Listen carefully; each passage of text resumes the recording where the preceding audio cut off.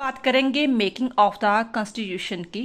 जैसे कि आपको पता ही है कि 1927 में साइमन कमीशन आया था। तो इंडिया डिमांड कर रहे थे कि हमें जो है अपना डोमिनेट जो है स्टेट दे दीजिए। तो उन्होंने चैलेंज किया कि आप अपना कॉन्स्टिट्यूशन बनाकर देखो कि आप बना सकते हो। तो इसी के रिस्पॉन्स में ये चीज़ें सारी शुरू हुई। 1928 में सारी जो पार्टीज है लखनऊ में इकट्ठी हुई और एक जो उन्होंने बातचीत की कि कैसे कॉन्स्टिट्यूशन बनेगा उसे नेहरू रिपोर्ट कहा गया। देन आफ्टर 1934 को एम एन राय ने एक कॉन्स्टिट्यूशन असेंबली का आइडिया दिया कि हम जो भी कॉन्स्टिट्यूशन पहले बनाएंगे उसके लिए पहले एक कॉन्स्टिट्यूशन असेंबली होनी चाहिए, एक बॉडी होनी चाहिए जो सजेस्ट करेगी कि कौन कौन सी चीज़ें हमारी कॉन्स्टिट्यूशन में होनी चाहिए।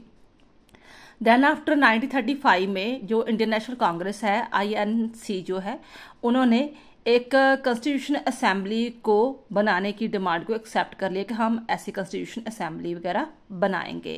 1938 को जो जवाहरलाल नेहरू ने ये डिसाइड किया, इन्होंने और उसके साथियों ने ये डिसाइड किया कि जो भी हम कॉन्स्टिट्यूशन असेंबली बनाएंगे ना उसके जो मेंबर है वो किसके द्वारा इलेक्टेड होंगे, अडल्ट फ्रेंचाइज यानी कि वोटों के द्वारा जो चुने जाएंगे वो उसके असेंबली के मेंबर वगैरह बनेंगे। तो उसमें हमारे इंडियन के लोगों के कोई फॉरेनर का इंटरफेयर वगैरह नहीं होगा।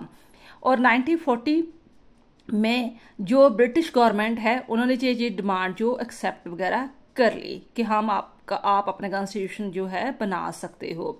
1942 में भी आपको पता है कि क्रिप्स मिशन आया था। 1927 में साइमन कमीशन आया था। देन आफ्टर बाद में क्रिप्स मिशन आया था। तो उन्होंने ये प्रपोजल एक्सेप्ट कर लिया कि जब सेकंड वर्ल्ड वार खत्म हो जाएगा तो आप अपनी कॉन्स्टिट्यूशन जो भी बनाया है आपने उसे एक्सेप्ट किया जाएगा कि आप इंडिपेंडेंट वगैरह बन सकते हो। तो लेकिन जो ये चीज़ कही गई कि आप 2 कॉन्स्टिट्यूशन असेंबली बनाओ, लेकिन ये चीज़ें रिजेक्ट कर दी गई कि एक ही होनी चाहिए। 1946 में जो कैबिनेट मिशन जो प्लान बना, CMP भी बोल देते हैं इसे, इन्होंने जो 2 कॉन्स्टिट्यूशन जो असेंबली उसे रिजेक्ट कर दिया। लेकिन मुस्लिम लीग चाहते थे कि हमारा जो कॉन्स्टिट्यूशन वो अलग ही होना चाहिए। इसके मेंबर थे लॉर्ड पैट्रिक लॉरेंस। आप लॉरेंस को याद कर सकते हो, क्रिप्स को याद कर सकते हो क्योंकि क्रिप्स बार बार ये चीजें कह रहा था। अलेक्जेंडर को याद कर सकते हो। तीन इसके बीच में मेन मेंबर थे।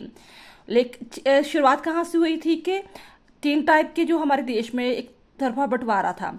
एक तो राजाओं का राज था जिसे प्रोविंशियल स्टेट्स कहा जाता था, कुछ ब्रिटिश के अंडर थे, कुछ डोमिनेट थे। तो ये बात हुई थी जो बाकी इलाका रह गया इंडिया का वो उसे हमें डोमिनेट स्टेट बनाने दीजिए, वहां पर हम अपना कॉन्स्टिट्यूशन जो आरंभ करेंगे, ठीक है। लेकिन ये चीजें होती होती बाद में कंप्लीट इंडिपेंडेंस की बात हो गई।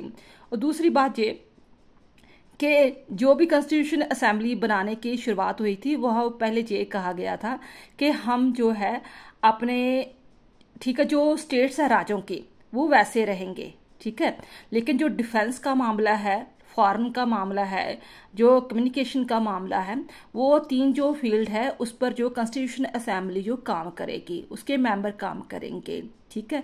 तो जो प्रोविंशियल्स वगैरह है, प्रोविंशियल स्टेट्स वगैरह है, वो अपने एक्सिक्यूटिव और लेजिस्लेचर पर आज़ाद रह सकती है।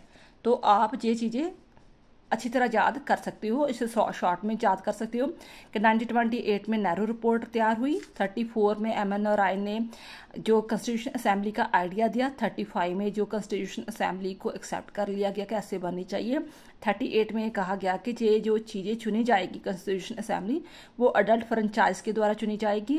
40 में ब्रिटिश गवर्नमेंट ने इस चीज़ को एक्सेप्ट कर लिया। 42 में क्रिप्स प्रपोजल हुआ।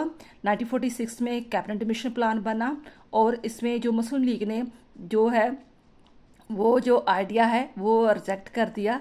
देन आफ्टर इसके 3 मेंबर थे, एक लॉरेंस था, एक क्रिप्स था, एक अलेक्जेंडर वगैरह था। आप इसका स्क्रीनशॉट भी ले सकते हो।